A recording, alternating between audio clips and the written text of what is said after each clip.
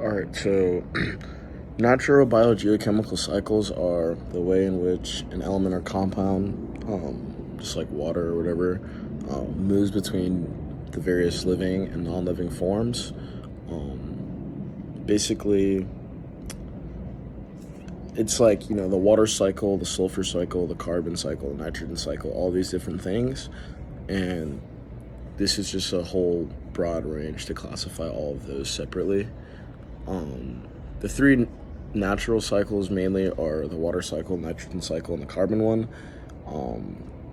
The water cycle, that's a given. That one's the most important just because that's how we sustain our clean water. That's how we get, evaporation, rain, runoff, stuff like that. There's two types. There's the gaseous and the sedimentary cycles.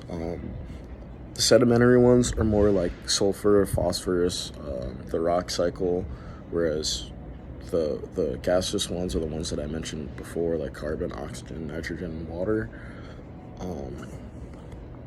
Essentially, these are important to know just because when these cycles are altered, that's when it becomes hard to sustain human health. That's when,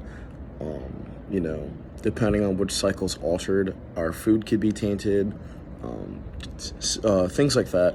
Basically, these cycles are essential because they keep everything moving in a natural order. When they get disrupted, that's when you start getting, tainted water. Your food supply is not as consistent.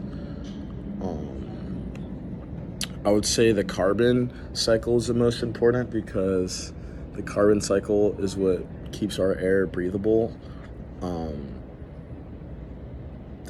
Without the carbon cycle, we wouldn't be able to live. So when emissions and things like that begin to get in the air, it's often because of disruption with that.